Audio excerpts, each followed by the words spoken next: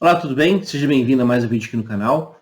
Não é de hoje que a gente pode afirmar que a ficção científica tem a possibilidade e a potência de gerar novas sociedades, de criticar sistemas corruptos, desonestos, desiguais e propor utopias. E, paradoxalmente, ela acaba fazendo isso muitas vezes a partir da descrição de distopias. É assim, por exemplo, com obras como 1984, de George Orwell, Admirável Mundo Novo, de Aldous Huxley, A Máquina do Tempo, de H.G. Wells, Eu, Robô, do Isaac Asimov, Laranja Mecânica, do Anthony Burgess, Fahrenheit 451, do Ray Bradbury e tantos outros. Os exemplos se multiplicam, tanto na literatura quanto no cinema e nas séries de televisão. Aliás, uma das melhores séries de ficção científica, além da imaginação, abordava muitas vezes as distopias. Mas o que é uma distopia? E qual é a relação desse assunto com o filme que vamos abordar hoje, daqui a pouquinho? Bom, a palavra distopia vem do grego, dis significa mal ou ruim, e topos é lugar. Então, literalmente, distopia é um lugar ruim, um lugar mau. Segundo o doutor em filosofia e pesquisador brasileiro Alexei Doswort, em termos de sociedade, caracterizamos a distopia pelo autoritarismo, a opressão, a falta de liberdade, baixa qualidade de vida e quando há sofrimento desnecessário. Muitas vezes esse sofrimento tem um objetivo, que é sustentar as vantagens de um grupo específico. O mundo distópico é um lugar de baixa qualidade de vida, marcado por autoritarismo, opressão e desesperança, pela ausência de perspectiva de mudança. Tem um elemento de resignação, com poucas pessoas se rebelando, porque uma das coisas fundamentais na sociedade distópica é que ela se vende como a única realidade possível. Ela aniquila o sonho. O habitante de um mundo distópico não consegue imaginar um mundo que não seja aquele. Esse é o principal problema de uma distopia. Ela, na verdade, corresponde a uma armadilha de pensamento, uma armadilha cognitiva, porque a pessoa que está vivendo uma distopia é incapaz de perceber um mundo para além dela. Por isso, aliás, a importância da arte em geral, e aqui especificamente da literatura, como elemento capaz de transportar o indivíduo para além dessas fronteiras distópicas. Quando você tem, por exemplo, a construção de uma ponte de comando em Star Trek, que reúne pessoas tão diferentes entre si, temos homens e mulheres de etnias diferentes, brancos, negros, russos, orientais, alienígenas, todos convivendo bem e buscando implementar a paz na galáxia. E isso feito numa época em que a segregação racial nos Estados Unidos estava no auge. Então perceba o poder que a ficção científica tem de realmente propor uma alternativa, seja pela denúncia de uma distopia, ou seja, pela proposta de uma utopia. E no caso do filme que eu queria falar com vocês hoje, nós estamos falando de uma distopia. O filme se chama Soylent Green, e no Brasil foi traduzido como No Mundo de 2020. É um filme norte-americano de 1973, que tem como perspectiva principal a apresentação de uma distopia. E qual é a história desse filme? Nós estamos no ano de 2022, na cidade de Nova York, que conta com uma explosão demográfica, são 40 milhões de habitantes. E há um grande problema de fome nessa sociedade, inclusive que afeta os mais ricos. Um pote, por exemplo, de morango, de geleia de morango, custa $150. Os mais ricos certamente conseguem adquirir, mas os mais pobres passam fome. Então o filme apresenta exatamente uma distopia. Uma situação na qual as pessoas buscam por alimento, buscam por comida. Não há comida para todo mundo. E não apenas porque a distribuição é mal feita, isso também evidentemente acontece, nós temos os ricos que se sustentam a partir dos pobres, mas também porque há falta de alimentos no mundo em geral. E para alimentar os pobres e desempregados, existem tabletes verdes, biscoitos, digamos assim, chamados Soylent Green, que são produzidos inicialmente através da industrialização de algas. Então, uma sociedade na qual os ricos têm acesso à comida verdadeira, carne, vegetais, etc., enquanto os mais pobres precisam se contentar com esses tabletes.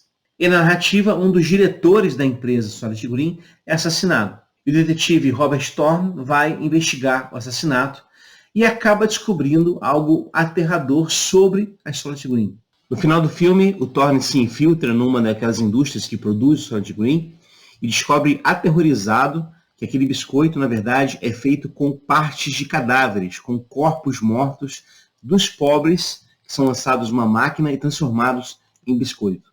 Aliás, uma das frases dessa cena final tornou-se mundialmente conhecida. É essa aí. Tell everybody. Listen to me, Hatcher. You gotta tell them Soylent Green is people! We gotta stop them somehow! Soylent Green is people, ou seja, Solid Green, que são pessoas. Perceba o que o filme quer mostrar. Estamos falando aqui de uma distopia que é tão desumana que não considera seres humanos como seres humanos, considera seres humanos como parte de nutrientes utilizados para sustentar a própria distopia. É, na verdade, a utilização de seres humanos como peças de um maquinário orgânico, para dar continuidade àquele estado de coisas. Ora, isso não está muito distante da nossa própria sociedade. Quando nós temos, por exemplo, propostas de cuidado, de ação social, de responsabilidade social, de tentativas de acabar com a fome, o mercado, esse ser amorfo, mas bastante presente na sociedade contemporânea, o mercado acorda e fica agitado, fica tenso. Obviamente fica tenso, porque, na verdade, estamos lidando com uma divindade. Mercado é Mamon. E Mamon detesta quando os seus sacrifícios humanos param de ser ofertados a ele. Se Solid Green está revelando aqui uma sociedade distópica na qual seres humanos são utilizados como argamassa para a construção de uma sociedade completamente injusta e desigual, da mesma lógica, a proposta do mercado, tal como entendido pela lente neoliberal, estabelece uma sociedade também distópica na qual pobres existem para sedimentar o caminho para as classes mais altas. Isso é injusto, isso é desonesto, isso é desumano, isso é distopia. Contra a distopia, nós temos uma proposta muito coerente que vem do próprio Evangelho de Jesus. É a proposta do Reino de Deus. Porque o Reino de Deus, segundo a descrição do próprio Novo Testamento, é alegria, paz e justiça. Ora, nós só temos alegria numa sociedade que não é distópica. Ora, nós só temos paz numa sociedade onde as injustiças são aplainadas, são corrigidas. E, por fim, uma sociedade justa é aquela que garante a dignidade humana para todos e todas, sem nenhuma distinção de credo, de raça, de sexo, de etnia. Aliás, isso está na nossa Constituição. O artigo 1º tem como um dos seus valores a dignidade da pessoa humana. Já o artigo 5º afirma: todos são iguais perante a lei, sem distinção de qualquer natureza, garantindo-se aos brasileiros e aos estrangeiros residentes no país a inviolabilidade do direito à vida, à liberdade, à igualdade, à segurança e à propriedade. Isso significa uma sociedade justa. Isso significa uma sociedade democrática.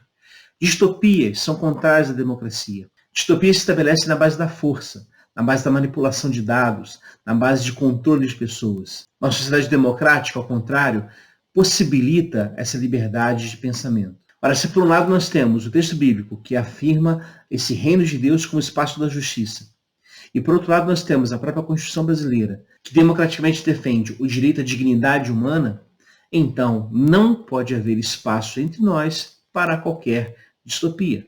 Leituras distópicas provenientes dessa crise de mercado, provenientes dessa lógica segundo a qual as pessoas só valem se elas possuem algo, só valem se elas são consumidores do mercado, porque se elas não participam do mercado, elas não são gente. Ora, distopias assim não têm lugar e não podem ter uma perspectiva de realidade de serviço a Deus e serviço ao mundo. É preciso então que a gente estabeleça uma caminhada que se baseie numa sociedade mais igualitária e, portanto, mais humana. O Bispo Fausto Cavalcante dizia que o Evangelho é a utopia possível. Utopia é um não lugar. É um lugar bom, paradisíaco, perfeito, mas que não existe, é inalcançável. Mas ele dizia que o Evangelho é a utopia possível, ou seja, apesar de ser um não lugar, é possível chegar lá. Pelo menos é o nosso horizonte de caminhada. Caminhamos rumo a essa linha de chegada. E enquanto caminhamos, vamos plantando aqui as sementes do reino, que são sementes, como eu falei antes, de justiça, de paz e de alegria. Bom, é isso, pessoal. Espero que vocês tenham gostado desse vídeo. Se você gostou, curta o vídeo, compartilhe o conteúdo, ajude o canal a crescer, se inscreva no canal se você não é inscrito ainda. E também utilize o espaço dos comentários para postar a sua dúvida, a sua questão, o seu comentário, a sua crítica. Fique muito à vontade. Nós nos vemos no próximo vídeo. Um abraço e até lá.